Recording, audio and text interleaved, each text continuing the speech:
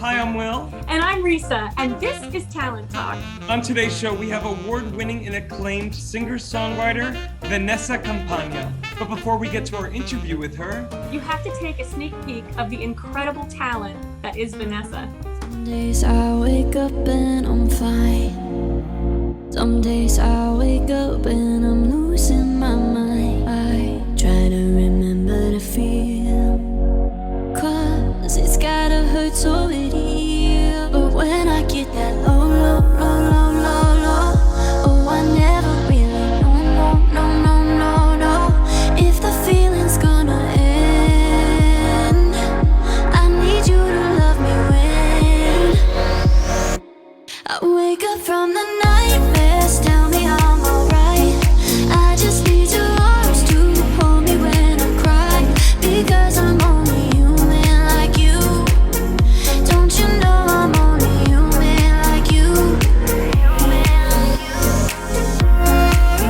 well, hello, Vanessa. How are you? I'm great. How are you? I'm doing so well, and Risa and I are so excited to have you on this edition of Talent Talk. You award-winning, Billboard chart-topping, acclaimed singer-songwriter. You have done it all, and we will get into it all. But Risa Binder, my better half, has question numero uno. Vanessa! Hi. Hi! Thank you so much for being on our show, Talent Talk. And, you know, we met briefly at a show, but so briefly that I want to hear your story. Like, what brought you to Nashville? Well, I literally graduated from high school, like walked at my high school graduation, and my dad and I got in the car and drove to Nashville, and I did a showcase at what used to be the Rutledge. Do you remember the Rutledge? I do. So I was actually doing the Billy Block show. Oh, wow. And who has since passed away, but he was just such a great person to connect people. Yeah. And he asked me to do his show. So I did that. I sang 3 songs that I had written and then one that I wish that I wrote. And I just thought I was, going there to perform. Like, this is my first time singing in Nashville. This is awesome. And then there was supposed to be a band on that this publishing company was there to see, and they didn't show up. So they just put me in their time slot. And when they put me in their time slot, the publishing company saw me and ended up signing me like months later. So That's amazing. yeah. So I'm like, and I really was contemplating not doing that showcase because I was like, no, I have to graduate high school. Like, I have to walk at graduation. My dad was like, we can make it work. I love that. So we did it, and here I am living here, 8 years later, and just living the dream. Well, Vanessa, thank God you did it, because not only did you graduate high school and soon thereafter already have so much success, you have worked with some of the best in our industry. People including Idina Menzel, Reba McEntire, my dear friend Desmond Child, the late great Marvin Hamlisch. You have performed on stages across the country and around the world. I want to know, though, Vanessa, a question that I couldn't find the answer to on your beautiful socials and your website. If you were to give advice to young Vanessa who just wanted to do the thing, what advice or seedlings of advice would you give her now? I would probably tell her to just always stay true to herself, always stay true to herself, and never give up. Even if it starts to like get a little rocky, like there's pain, and then there is the other side of it that is just so beautiful, and so many blessings and so many things when you like really just push through and work at it. So I would just tell her to keep going and never give up, and don't worry, you're going to be just fine. Just piggyback a little bit off of that, if you don't mind. Sure. We were talking a little pre-interview about our backgrounds. Obviously, Campagna, Nunziata, Binder. Binder, not really happening in that, but keep going, yes. But Nunziata, Campagna, we're Italians, and I'm curious to know what it must have been like. Where did you grow up? And I can only assume that you had so much food, family around you at all times, and the support of your family must be so beautiful. I want to kind of hear it all. Yes, I'm so grateful for, my story is one of like just a lot of love, a lot of passion. From like my whole life, even my small town that I grew up in, Beaver Falls, Pennsylvania, they have always just supported me. I mean, through everything. They put me on stage when nobody should have put me on a stage. I mean, I wasn't even like tall enough to see over the stage monitors, but like people just believed in me and threw me out there and said, she'll do it, she'll be fine. And I'm so grateful for that. My family, I have a big Italian family. We come from Sicily, Calabria, Napoli, all of the places. And I grew up like, so we lived right here. And then 2 blocks this way was my mom and dad's parents. And then like literally 3 blocks this way was my nana and my nonno. And then their mom and dad, and then like both sets of their parents were right there. So I had, both sets of my great grandparents up until, maybe like 6 years ago. And then, so yeah, there was food, it was loud, there were kids running around everywhere. They have a garden. So we were like, I was climbing the peach trees and learning how to make pasta and meatballs and sausage and all of that my whole life. And then I moved here and there's like, we need the Italian food here. Yes. We really need it. To piggyback on that, you sing songs that inspire so many people. And I would love to hear a story about when you were on stage and felt so inspired. Can you tell us one story? I'm sure there's so many, but is there a show that stands out to you in your mind? When I felt inspired? When you're singing inspired others, and it was this moment where maybe a fan came up to you afterwards, or you were in a moment where you're like, this is why I do this, Yeah, well, and honestly, there's been so many moments throughout this process, which it's like really the whole reason that I do this. Like, I love singing, I love performing, I love writing, but I never understood the power of a song until really this last year, like with the whole pandemic and everything. So for me, it wasn't so much a live performance when I was on stage, but it was a song that I was a part of that my dear friend Michael W. Smith asked me to feature on this song called Waymaker. And I just, thank you. I love that song. Sorry to interrupt. I think it's fantastic. Keep going. Thank you. It's a beautiful song, and I could have never imagined when he asked me to do it what the impact was going to be. And we were kind of the first ones to bring it to the States. The song had been written, it was written by a Nigerian artist named Sanok 10 years ago. And so everybody over there had heard it, but no one here really had. And then we did a show here at Bridgestone Arena, and that was kind of the first, and like a video from that ended up going viral. And that's like everybody started covering it and hearing the song. And then he asked me to do the radio single, and then the pandemic hit.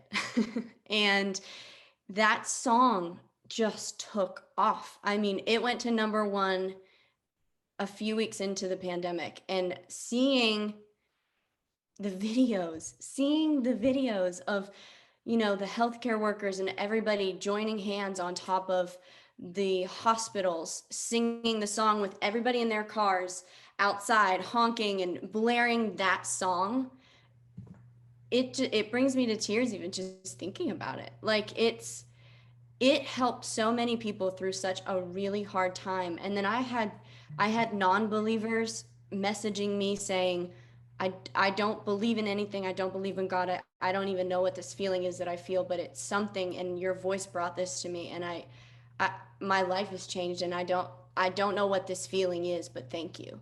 And it's just, I'm like, no matter if I reach 10 million people or one person, I've done my job.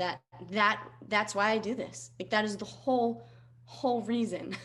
So, and I don't think anyone realizes that song has changed my life too, and their response to it has changed my life too. That's why I do it. That's why I do it. Beautiful. I mean, so beautiful. You're moving, Risa. You've obviously moved me. You're moving everyone watching this, Vanessa, because Thank you. What I love so much about you that is so clear about you and your artistry and also your personhood is that you are truly a vessel. Whether it is for songs that pre-exist and you're interpreting them, or that you're singing a song that you wrote yourself. There's a humble nature and a gratitude that usually you don't get in an artist, let alone someone as young as you. I'm curious to know where that sense of strength in this capacity to live with such gratitude comes from. Honestly, I wake up every morning and I just say, thank you, God. Thank you for this. You know, there are so many things that shouldn't have happened, or like I guess it's all meant to happen, right? That I've always believed in that. You know, everything happens for a reason, but when you follow like the breadcrumbs back and you go, I don't know how that happened, but it did. I don't know why this happened, but it did. I'm so grateful that I was chosen to give this message to people, whatever that is. Like, for so many years, I was hitting my head against a wall. Like, I was writing songs for everybody else, right? And I was giving them a voice, and I love that. That is one of my favorite things in the whole world to do, is help tell other people's stories through a song. But you know, at one point I was like, if I can do that for them, I can do that for me too. Absolutely. And then when I started really diving into that, I was like, well, like, I wrote this song and it's kind of sexy, but that's not really what I want to say to people. And I wrote this song and it's this, but that's not what I want to say. And then when I started doing some of these shows with like Michael W. Smith and hearing some of those melodies, they honestly just inspired me. And I was like, I can infuse the whole world that I grew up in, which was the symphony world with Marvin Hamlisch, and then, you know, just all the pop sensibility things that I love so much with the syncopations and all of that. I was like, I can make my own thing and tell my own story and inspire people. And that's what I want to do. I want to let everybody know that everything is okay. And you woke up today, and that is all that matters. And you need to live in the moment and just be grateful for the day. And that's it. So I really, in every song that I write, I kind of just want to get that point across. And also just, I think a lot of people today, especially with our social media culture and everything, they have this idea of what they're supposed to look like or what they're supposed to be like. And I just don't agree with that. Like, you are perfect. Like, you are wonderful the way that you are, and you are beautiful. So, you know, I want to encourage people to just love themselves more. I think if we all loved each other more, I think we'd be in a way better place. We had Vanessa Campagna giving TED Talks every morning. I was going to say, you are so our people. You are so our people. We have such gratitude when we put our feet on the ground in the morning and we say, we're so thankful for being here. We're so thankful for being able to create today. You know, we just love you. Well, I love you guys. Vanessa, we have so many more questions to ask, but there's one in particular that Risa and I have been waiting all but 14 minutes to ask you. Are you ready for it? Oh no, I think so. Yeah, let's hear it. Vanessa Campagna, are you ready for game time? Of course, bring it on. Well, Vanessa, today is your lucky day because Risa and I have our question book, and we want to know between 1 and 100. What is your favorite number between 1 and 100? 23. 23 is my favorite number. No! Oh my God. Can I tell you? Why? I was born on 11/23. I was married on 3/23, and one of my two dogs was born on 1/23. Oh my goodness. That's amazing. Why is it your favorite number? Well, it's always popped up my whole life. That number has just always popped up. And then my grandmother, I mean, this is sad, but she passed away on the 23rd. And then we were like, oh, she could have gone any other day, but she went on the 23rd. And then, you know, I don't know. I just find little things with it all the time. It's just the number that has always been my thing. Like, I go to a hotel and it's something 23, or like just all the time. And I'm not wearing it right now. I took it off actually because I got a shower and I forgot to put it back on. But I wear a 23 every day around my neck. Yeah. I love that. And that's actually the name of my publishing company. It's Siren 23 or 23 Siren Music, because I love mermaids. So it's mermaids and the 23. I love that. Oh my gosh, I love it. And question number 23. You are given $1 billion, Vanessa, for a completely frivolous upgrade to your home.